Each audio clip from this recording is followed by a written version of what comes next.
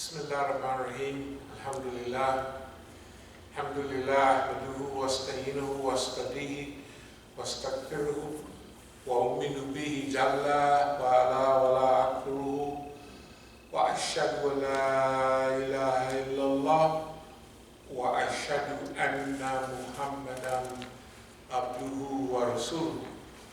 As-salahu bil huda wa dinil haq liyudhhiruhu ala din kulihi wallahu karihal mushrikun. All praise belongs to Allah. We praise Him, we seek His help, His assistance, and His guidance. We believe in Him and do not disbelieve in Him. I bear witness that there is no God but Allah, and Muhammad sallallahu alayhi wa sallam is His servant and messenger. Allah sent Him. It kind of sounds a little bit crackly. Okay. And I'm going to try to switch to transmitters here. Okay, sure. It solves it. This one might just be going bad. Here, so These things holding up. yeah. Pretty good so far, so alhamdulillah. Just these ones I did go cheap. Oh, is it on? Did I cut it on yet? Oh wait, no. There it is. All right, it should be good now because they were interfering with each other. Bismillah, Bismillah. Okay, Bismillah ar-Rahman ar-Rahim. How's that? That's much better. Yeah. Okay. In continuing, alhamdulillah, basically what we would like to do today is just kind of wrap up where we are now as a community, thank and praise Allah semi-properly for the gifts and everything that's been coming our way, whether the people that sent it meant to send it that way or not. And also was a few reminders, because this is another one of those periods when if the Muslims are not plugged in correctly, they would feel very bad. Well, what's happening in Palestine and Yemen and what have you. And I don't know if anyone remembers those, well, I'm sure those lectures on Bashir in 2006, when Lebanon was invaded by the Israelis, and everybody, they had blown up big oil facilities, water was running, the oil was running into beautiful coastline, all that, and everybody was really sad. So we came out with maybe about 3 or 4 lectures in a row. All of them was called Bashirum, and Bashirum or Bashir is good news. And a person like Musa alayhi salam was a Mubashir. The Quran refers to him as he was a bringer of good news. And so that seemed like 2006, like 50 million years ago. Almost, so if you remember, our khutbah was very specific and very firm, at least 3 of them in a row. No, this is good news. And don't worry about whatever you think is happening, whatever it looks like happening. This is going to turn out to be very good news. Seemed like that day, everything flipped. And Hezbollah, with second and third period weapons, defeated the Zionists blatantly. And the Zionists had 4th and 5th generation weapons. And they whooped them bad. And they gave pride to all the so-called Arab world. Everybody, even the Saudis, was happy and grinning on the side. That was the first good news that we had had in relation to so-called Arabs and Israelis in a long, long time. Also, the combination of weapons that was used was an odd combination, and it wasn't expected that Hezbollah, which was moving from a general Islamic movement to a good, well-structured Islamic organization and with governmental overtones. And it was moving fast into that. So when we gave those lectures, we said, oh no, this is big time. This is good for us. And it turned out to be good. This was the first time you saw Israelis on national television technically crying. They were sitting on them tanks and they was crying. I don't know if you saw, they was crying real tears. And then they was trying to find out where they was at, and they was talking, they sound like Indians, talking about Indians with ghost shirts on. It was there, it was supposed to be here, it was popping up, and they was riddled, brain riddled. So, this is a very similar time to that. And when we would look at the bombings and the killings and everything that's going on in Palestine right this very minute, and when you see the Zionists walking in Masjid al-Aqsa with boots on and just blatant disrespect, now I'm giving our take on this, and I'm projecting that this is a similar period as 2006 for the Muslims. And I'll go into another period of so-called forecasting, that this period, when you start putting everything together,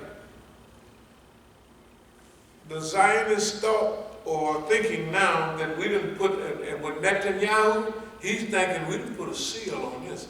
We bad. We're not putting up with nothing. And we're forget about all the Oslos and everything. And so the people would think Palestinians don't have a chance, and they done moved the embassy, you know what I mean, to Jerusalem, the American embassy. They done did all of that.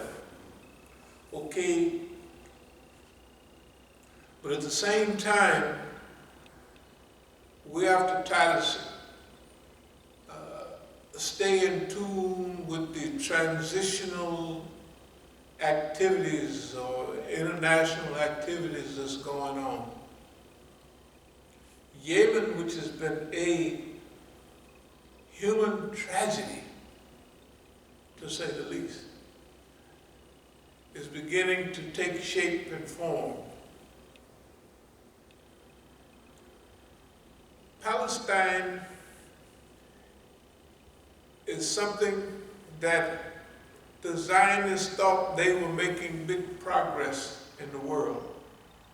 You know, we done got the dumb Arabs on our side, some of them, 2, 3 of them, and we done just obliterated everybody. Okay, that's the way it was before. And everything that happened to them in 2006 looked like this is a repeat. We have to hold on a few days to a few more things, but this looks like and it smells like exactly the repetition.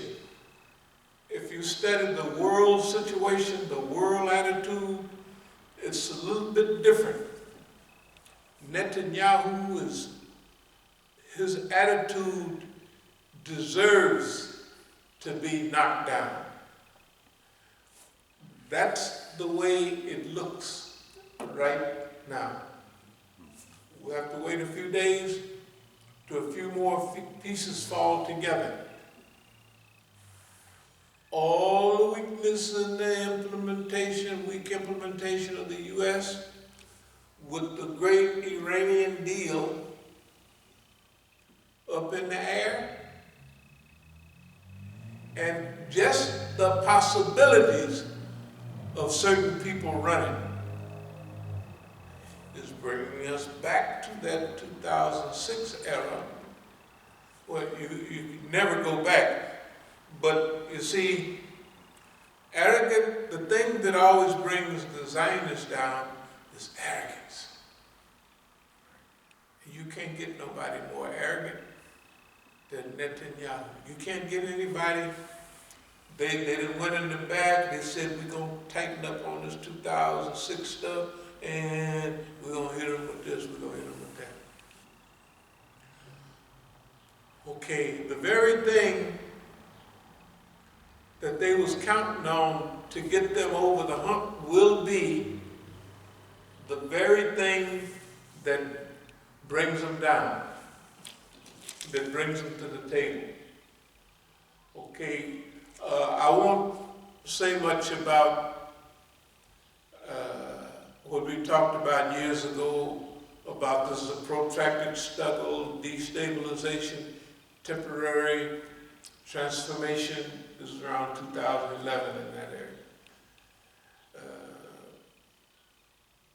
Organizing of unity, of opposition, semi-consolidation, that actually happened.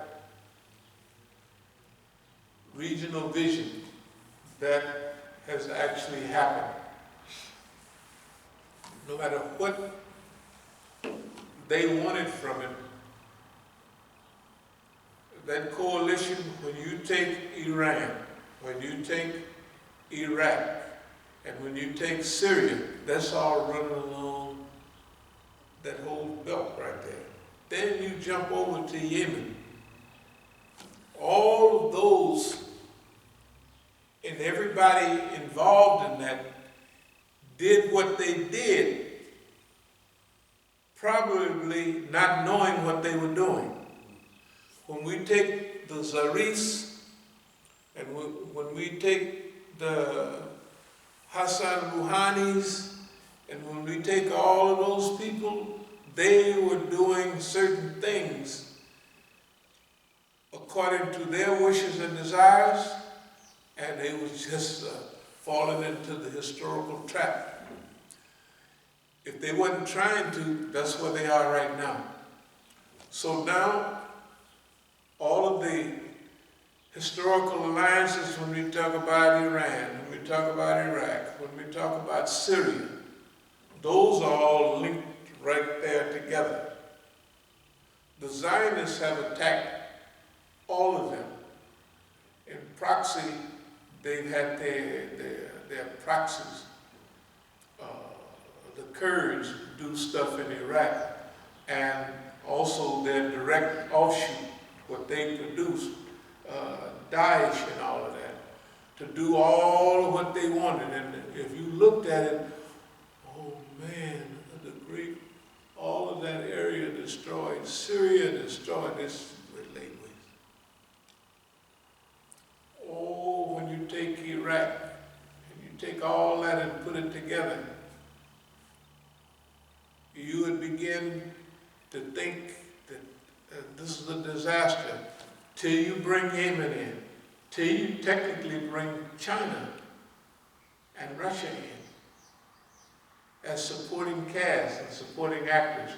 They don't see themselves as supporting actors. They see themselves as running the show. And whatever benefits and whatever China thinks it's going to get by its whatever it feels like it's having, is serving a divine purpose right now.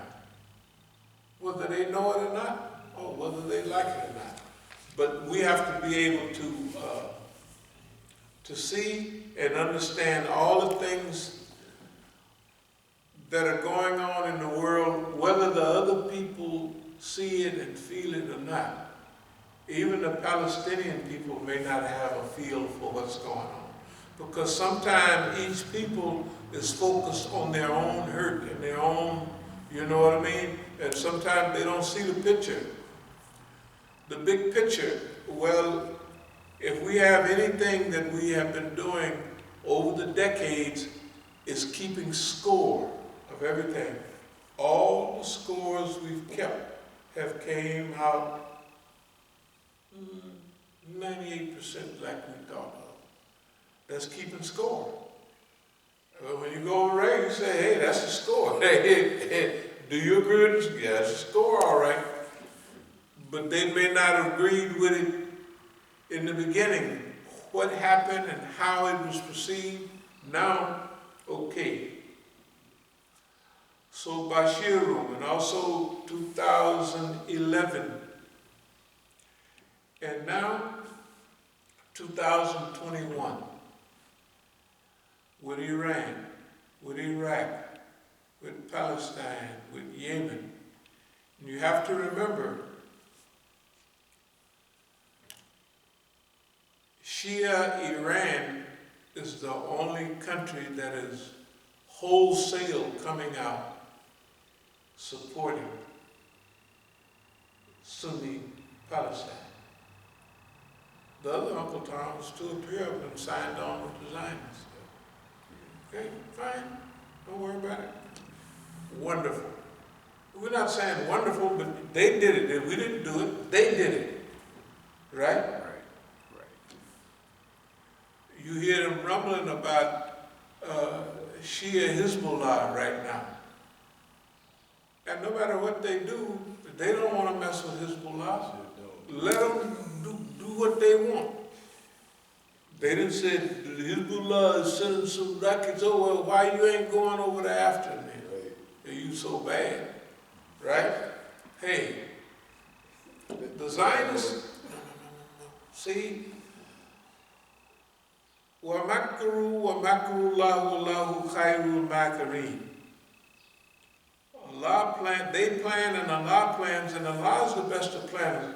Allah is putting all this together because you and I, Iran, the Iraqis, and all of it are basic humans with whatever happened, they're going to deal everybody else a pretty nice hand, but they're going to deal themselves the best hand. And they can't help it because they're human beings. No, very few people are going to deal the other guy a better hand than he got, and he's dealing it. You know what I mean? And can see all the cards. All right. So here's what we're heading at. Allah is in charge. Allah is in charge, and of course we don't have to mention it. Allah has been in charge of all of this. And also this comes down to us too. And we'll say a few things technically about ourselves. If we was talking about things, we would like to talk a little bit about durability, endurance, steadfastness, stability, persistence, longevity, long lifeness. We always talk about those, and we always use that type of vocabulary. Another thing that we use quite a bit is redundancy. Does anybody remember us using that word? Redundancy. Now, our redundancy is so redundant that it rocks you to sleep. You know, you do it over and over again. And boss man, he's trying to stay woke. He's sitting there drinking coffee and, you know, all kind of, probably drinking crank to stay woke. But when you get a feel for who he is, what he's doing, and how he's doing it, and how he's associated with his people, you just keep throwing stuff out there. It's like throwing a left and then dropping it. And then pretty soon, he said, that nigga trying to trick me. But after a while, he's wide open. And pretty soon, he's got to clip you. He's got to, because it's too tempting. And it's there, and you didn't time it. I can get that boy. I don't care what he up to. And then when he moved, then you got him. Because you've tried, tested, and timed all of this all along, and sometime in battle, 1,000 victories, 1,000 battles, know yourself, know your enemy. Okay, we're not bragging, but we have had so much experience with Boss Man that we feel like, well, the proof is we have some knowledge of his behavior and how he responds. Okay. So now here we are. We're going into, this is a major stage. This is not a minor stage. We're going back to California, and we got stuff that we're going to do. Okay. Now, most of it don't have nothing to do. We don't care what he or the system is going to do. We're going back there to do what we're going to do. Everything has lived out its course. Everything, all the signs, you know, it's all kicking in. It's like the light that shines through one of the pyramids. The sun goes past that time every now and then. I mean, every 100,000, I don't know how many years.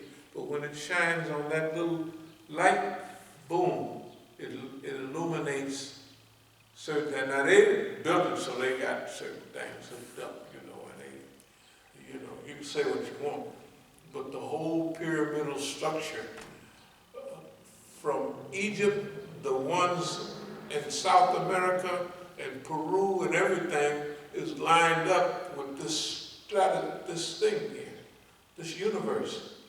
All of them. I mean, and they was all built before they all knew each other. You know what I mean? I mean, the pyramids in South America, the pyramids over there. So now, there's a certain period in history when that sun shines on a certain thing and it illuminates everything within that system, within that. That's where we are right now. Not that we arranged it, we're saying psychologically and organizationally, we're in that period. We're in that period right now. Why we didn't do certain things years ago, months ago, is because it wasn't the right time. Okay? We're here now, the statements we make, the things that we do have excelled us and